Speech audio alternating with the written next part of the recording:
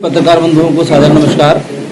आज भारतीय जनता पार्टी लखनऊ महानगर कार्यालय पर आयोजित इस प्रेस वार्ता में आप सभी का हार्दिक स्वागत अभिनंदन है। जैसा आप सभी लोग जानते हैं कि वंदे मातरम 7 तारीख को वंदे मातरम के 150 वर्ष पूरे हो रहे हैं। इस उपलक्ष्य में केंद्र सरकार द्वारा और केंद्र नेतृत्व द्वारा जो हमारा केंद्रीय नेतृत्व भारतीय जनता पार्टी का, उसके द्वारा प्रदेश नेतृत्व को जो आदेश किया गया, उसके प्रदेश नेतृत्व के दिशा निर्देशन में हर महानगर में ये कार्यक्रम का आयोजन है। हमारे 17 उत्तर प्रदेश के अंदर जो नगर निगम है, उस पर इस कार्यक्रम का आयोजन बड़े स्तर पर किया जा रहा है। वंदे मातरम राष्ट्रीय गीत केवल एक गीत नहीं, बल्कि भारत की आत्मा की आवाज़ है। यह वह स्वर है जिसने गुलामी की बेड़ियों में जकड़े हुए भारत को आज़ादी की राह दिखाई थी। यह गीत हर भारतीय के हृदय में नई ऊर्जा, साहस का एहसास कराता है। वंदे मातरम में स्वतंत्रता संग्राम के दौरान हर आंदोलन, हर सत्याग्रह और हर बलिदान का यह प्रेरणा स्रोत वंदे मातरम गीत रहा है। इसी भावनाओं को लेकर के हमारा भारतीय जनता पार्टी लखनऊ महानगर भी इस आयोजन को बृहद रूप से कर रहा है। 7 तारीख को सभी प्रमुख स्थानों पर यह कार्यक्रम आयोजित है।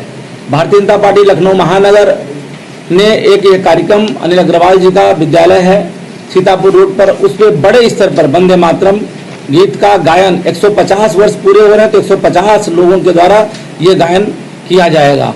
इसके बाद हम सभी लोग, जब यह हमारा जिले स्तर पर कार्यक्रम संपन्न हो जाएगा, उसके बाद हम सभी लोग विधानसभा स्तर पर इस कार्यक्रम का आयोजन करेंगे। विधानसभा स्तर पर कार्यक्रम के आयोजन के बाद हम सभी लोग इस वंदे मातरम गायन का आयोजन मंडल स्तर पर भी करेंगे। हमारी 6 विधानसभाएं और 25 मंडलों पर यह कार्यक्रम नीचे स्तर तक आयोजित होगा। हम सभी लोग जानते हैं वंदे मातरम नव भारत के उस संकल्प का प्रतीक है जिसमें भारत को विश्व में वसुधैव कुटुंबकम के संदेशवाहक के रूप में प्रतिष्ठित करता है। इसी क्रम में 1 अक्टूबर 2025 को माननीय प्रधानमंत्री नरेंद्र मोदी जी के नेतृत्व में केंद्रीय मंत्रिमंडल ने राष्ट्रीय गीत वंदे मातरम के 150 वर्ष पूरे होने के उपलक्ष्य में पूरे देश में उत्सव मनाने का यह निर्णय लिया है। गीत की महत्वपूर्ण भूमिका को ध्यान में रखते हुए इसके 150वें वर्ष में राष्ट्रव्यापी कार्यक्रम आयोजित करने का यह एक बहुत ही पुनीत निर्णय लिया गया है। यह गीत वर्ष 1875 में श्री बंकिम चंद्र चट्टोपाध्याय द्वारा रचा गया था। वंदे मातरम का प्रसिद्ध वाचन वर्ष 1896 में हमारे गुरु रविन्द्रनाथ टैगोर जी द्वारा कोलकाता में किया गया था। भारत के प्रथम राष्ट्रपति डॉक्टर राजेंद्र प्रसाद ने वर्ष 1950 में वंदे मातरम को राष्ट्रगीत का दर्जा प्रदान किया था।